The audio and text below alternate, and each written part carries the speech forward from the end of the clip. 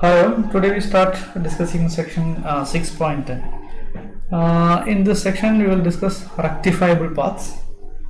This is similar to the definition of function of bounded variation. So we start with a path. By definition, a path f is from a compact interval a b to Rn in general. This be a path. This is a path. When does we call this? When does one call this f as a rectifiable path? So to define this path is to be said to be rectifiable, we start with the partition P, P of AB. We start with the partition. And we define, say, the points of the partition is defined as T0. T0 is A, in fact, that is next is T1, etc., all the way up to Tn, which is equal to B. So this is a partition of we call this is Tm, that is equal to B. This is a partition of AB. Now we consider, suppose we have a function from AB to this Rn. So, for example, I'll consider a function from AB to R2. So the image set, the graph of the function is like this. Now this is our f of A and this is our f of B. Then if you choose any partition from partition of AB, you can get x1, x2, etc. So T1, T2, etc. Tn minus 1 and Tm as these points. Then you can get points f of T1, f of T2 somewhere here, and f of T3 here, and so on. Okay, so you can get points on this graph of the function or path. Now you evaluate those distance between consecutive points of this. Okay, so if we consider the distance between these consecutive points, so we call those distances as norm. So in general, we call this norm. If we take any two consecutive numbers from this partition, f of tk minus f of tk minus 1, and evaluate the norm of these two numbers. Okay, difference, the norm of the difference of these two numbers, that is the distance between these two numbers in Rn. Okay, now and you sum of all these, if k equal to 1 to m, then that will give a sum. Okay, that is the sum of the lengths of these line segments, okay, in Rn. Now you sum up all this, then you can denote this as capital gamma f of P. So this is similar to the sum corresponding to a partition. So this is not this is a sum of the norms of the consecutive points on the graph of the function f if we choose a partition P. Okay, so for each partition P you can define a sum corresponding to this P. Okay, now if this set, if we consider a set of all these sums, gamma f of P for all P belongs to P of AB. Okay, if we consider this set, if this set is bounded, then we call this is you need to consider all the sums, all the partitions and the corresponding sums. Okay, if this is bounded, then this f is called f is set to be, or f is set to be rectifiable path, and its arc length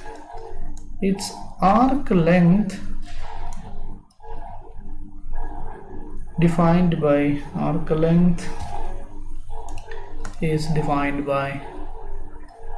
the supremum of this set. Okay, defined by supremum of set of all gamma f of P such that P belongs to P of A B.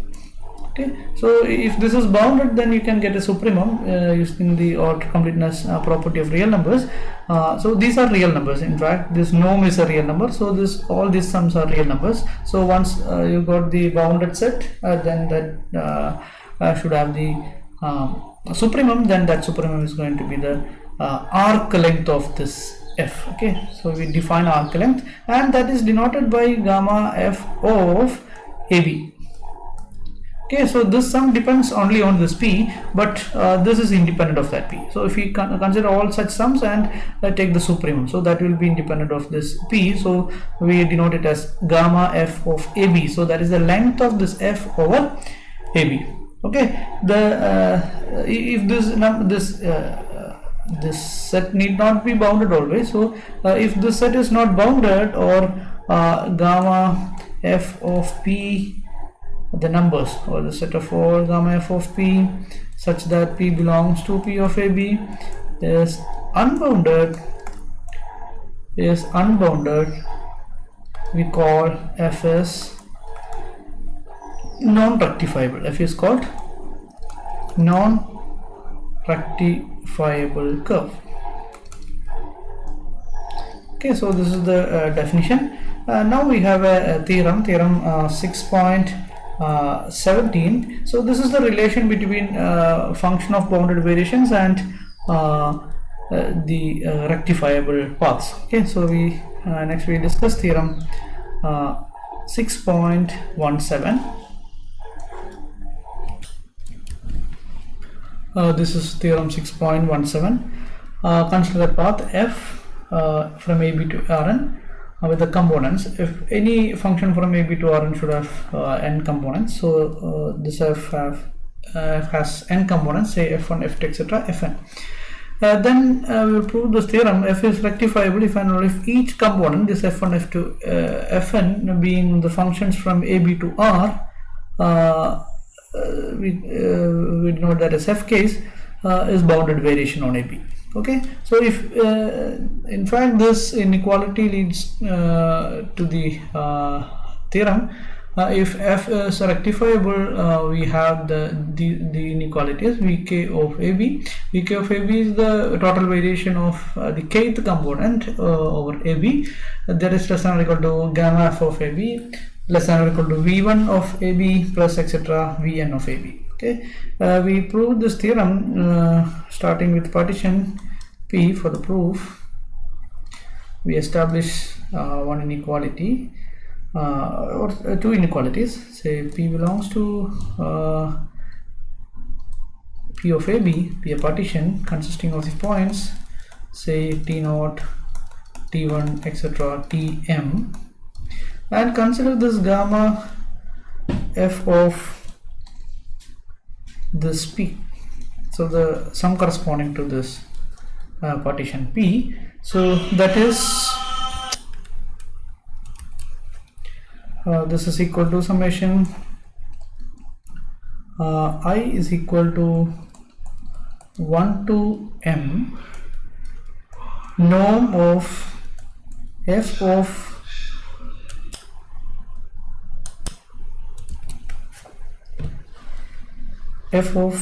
tk, ti, ti here, minus f of ti minus 1, norm of this quantity, and we put the value of this norm here.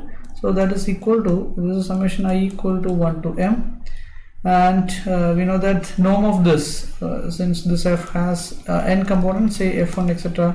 fn, the norm of this f of t0, that is in fact the square root of this f1 t0 plus square, this is square f2 t0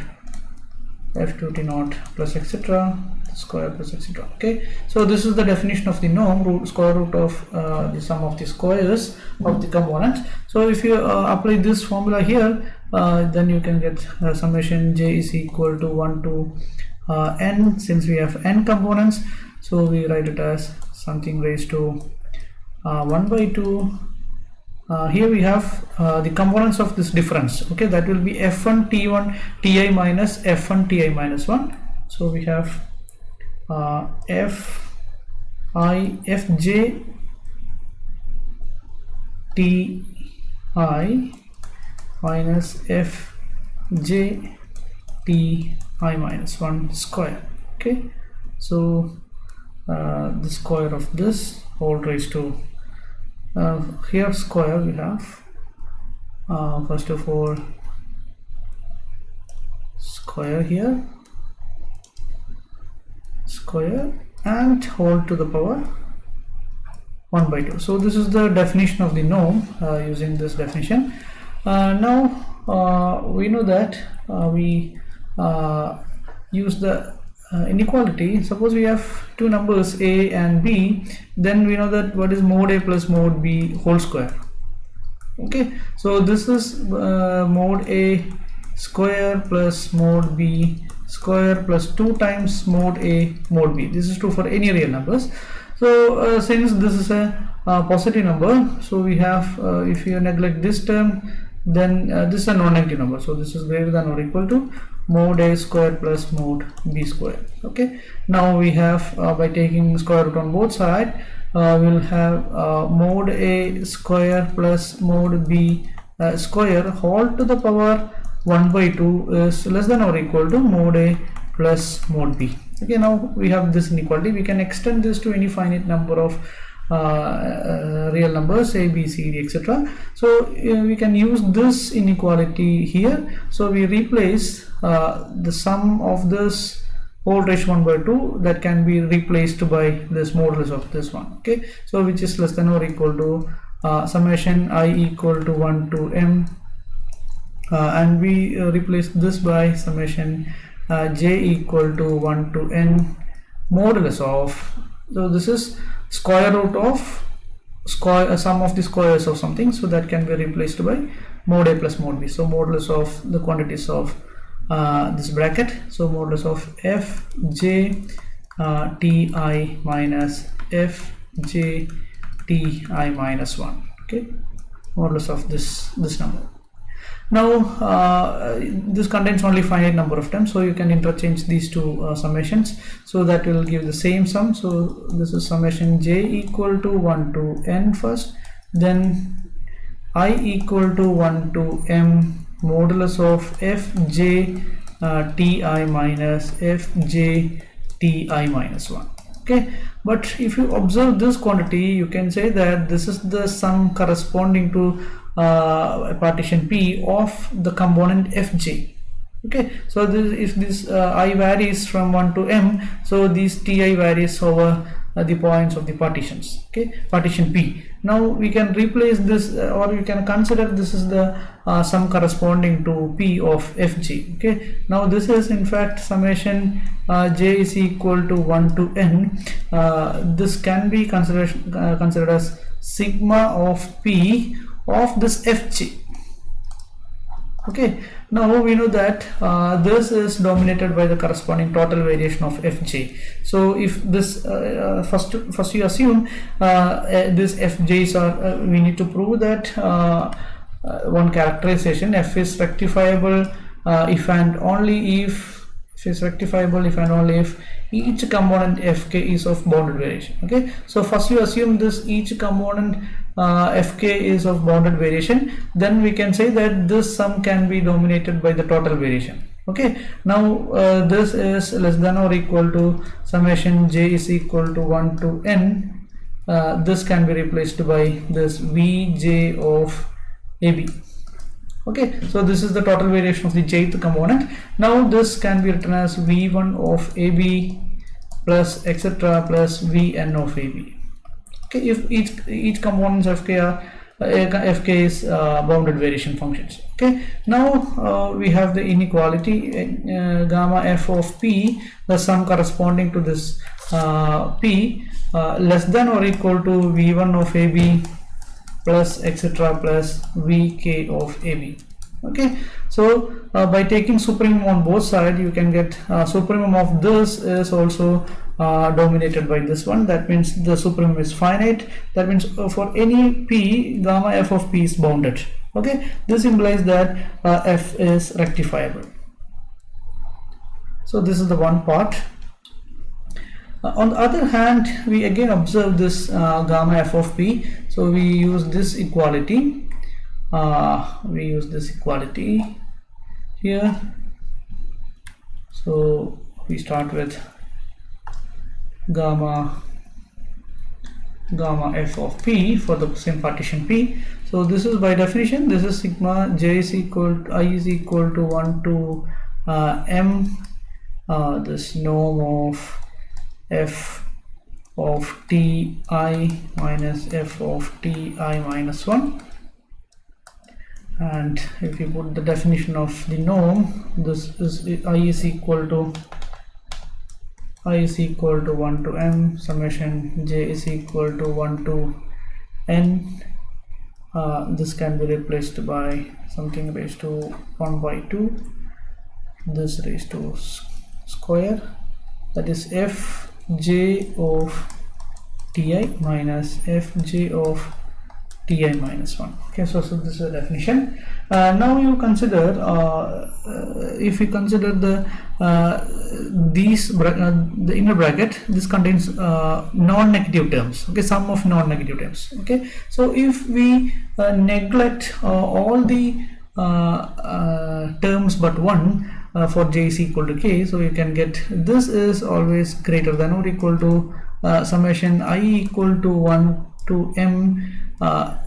We neglect n minus 1 terms from this except except for k, so that will be fk of ti minus fk of ti minus 1 whole square to the power 1 by 2 to the power 1 by 2. Okay, so that will be the modulus of this. So summation I equal to 1 to m modulus fk of ti minus fk of ti minus 1. Okay, we neglect all those terms. So this is because of this modulus of or a square whole raised to 1 by 2, that is nothing but mod a. So we replace those quantity. So we can say that this gamma f of p is greater than or equal to this one. Okay, but we know that this is the sum corresponding to, this is sigma of p corresponding to fk. Okay, so fk is always less than or equal to gamma f of p. Now on the other hand, you assume this f is rectifiable, then this is bounded and this can be replaced by its corresponding supremum value gamma f of p. So that is nothing but gamma, capital gamma f of ab. Okay, if this f is rectifiable. Now taking supremum on both sides. Okay, supremum of this. Okay, that means the sum corresponding to any partition p of this fk is bounded. Okay, so which implies sigma fk is bounded for all p belongs to p of ab. That implies fk is of bounded variation. So this can be, by taking supremum both sides, we can get this is vk of ab less than or equal to gamma f of ab. Now we have the other inequality. So fk is of bounded variation. Okay, so this proves theorem 6.17. Okay, after this theorem you can see some examples. We have a couple of examples in the textbook, so please try to work out those examples and submit it as an exercise assignment.